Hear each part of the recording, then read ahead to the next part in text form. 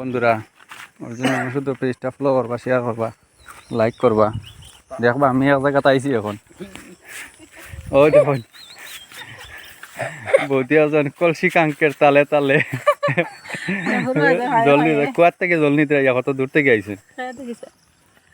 খেয়ে না তো ভিডিও করি আর কুয়াটা দেবা ওই তো জল নিতে। হয় হয়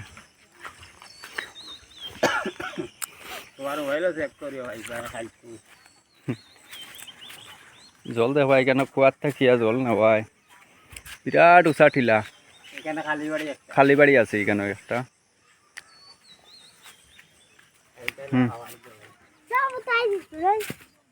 ও আমার শালি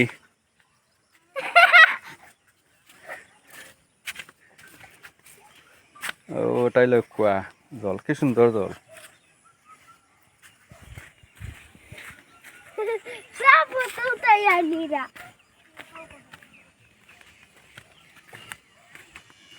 ও বেটা ইলা পুত্রা বেটা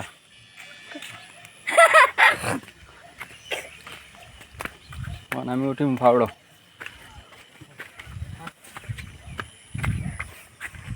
ফাউড়ো উঠিম। হ্যাঁ ফাউড়ো উঠিম আমি। কেন দেখবা আপনারা ও মা গো কতটুকু উফরে উঠি আর কতটুকু উফরে উঠি আর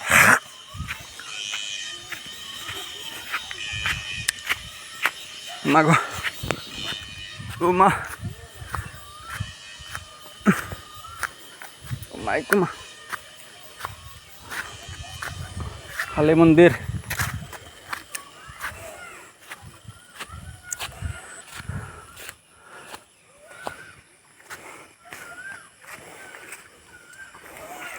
এখানে একটা কালী মন্দির মান্ডটা গ্রামের মানুষে মোটামুটি বানাইছেন। এই জায়গাটা পরে ঠিকানা হইল শিলচার। ওই উঠি গেছি টিলাত কালী মন্দিরও।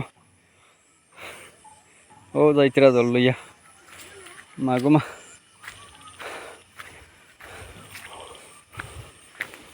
এখানে মান্ডটা মোটামুটি গ্রামের মানুষে বানাইছেন। পঞ্চায়েতের স্কিম আছিল। ও দেখানি আপনার শিল দিয়া মানুষ বুয়ার মতো কীর্তন করার মতো জায়গা রয়েছে না। শিল দিয়া গতকালকে খুব বেশি শিলাবৃষ্টি হয়েছে আর এটা চালও লড়াই লইয়া গেছেন তুফানে। খুব বেশি শিল দিছে। হেমন্ত বিশ্ব শর্মার কাছে অনুরোধ, সিএমর কাছে এই মন্দিরে একটা অনুদান দেবার লাগি। মন্দিরটা হইল শিলচার থেকে 25 কিলোমিটার দক্ষিণে। জায়গার নাম হইল বাগবাড়। দুয়ারবন্দ সমষ্টি বিলাইপুরের উত্তরে পড়ে। জায়গাটা দেখবা একটা সাহায্য করার লাগিয়া। এটা রোড অনেক দূরে। রোড এখান থেকে 1 কিলোমিটার আছে। 1 কিলোমিটার দূরত্ব রোড। এখানে কালী মন্দির,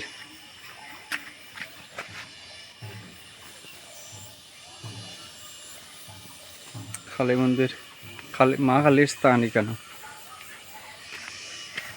গড়টা দেখবা। হেমন্ত বিশ্ব শর্মার আমাদের আসামের সিএমর দৃষ্টি আকর্ষণ করে এই ভিডিওটা করছি। আপনারা একটু চেষ্টা নিবা এখানের এই সমষ্টির এমএলএ তথা MP Parimal Shuklabaidya new MP এখনও ওইসুন না।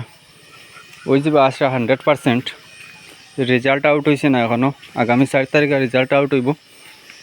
আপনারা দৃষ্টি আকর্ষণ করে এই ভিডিওটা করছি। আপনারা এই মহাকালীর স্থানের একটা সুব্যবস্থা নিবা।